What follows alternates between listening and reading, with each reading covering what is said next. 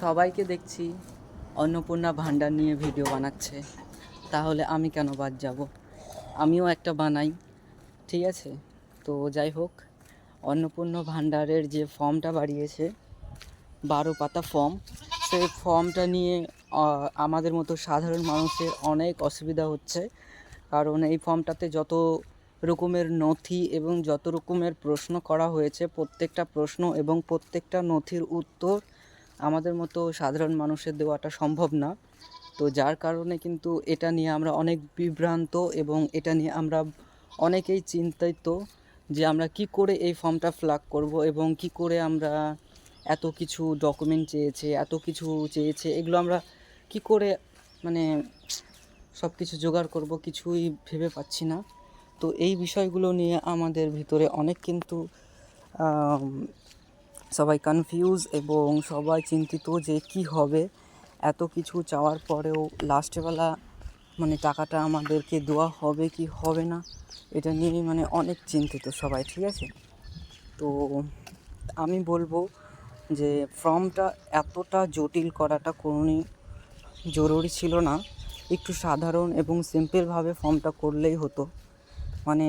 যার অ্যাকাউন্টে টাকাটা পাঠাবে তার অ্যাকাউন্ট, তার ডকুমেন্ট, এই সব কিছু যদি চাইতো তাহলে হয়ে যেত, এত ঝামেলা হতো না।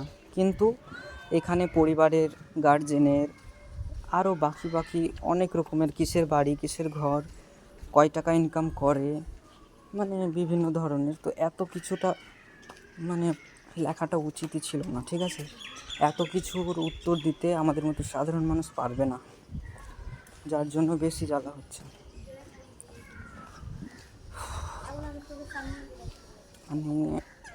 আমাদের মতো সাধারণ মানুষ যে এত তো তারা লেখাপড়াও করেনি যে এত কিছু ফর্ম ফিল আপ করবে।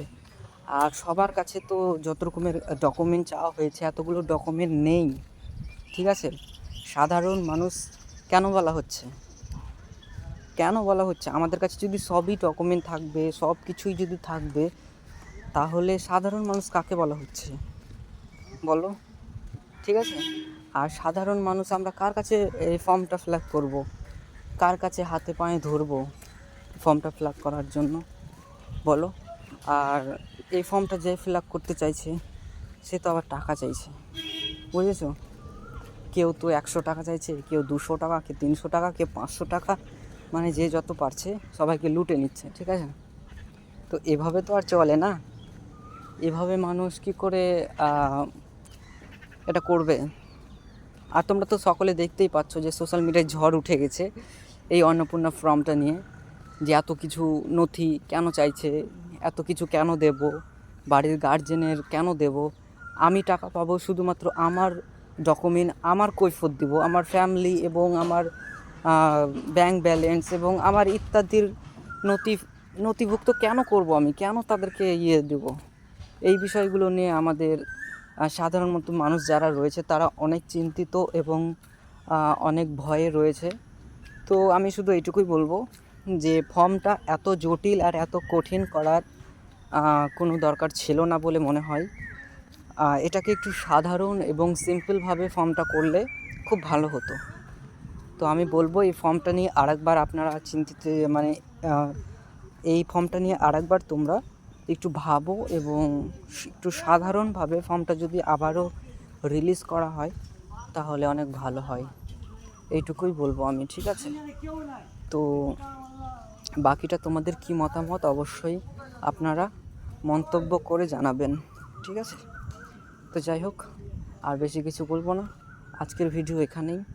আবারও দেখা হবে পরবর্তী নতুন ভিডিও নিয়ে। সবাই ভালো থাকুন, সুস্থ থাকুন এবং আমার সাথে থাকুন।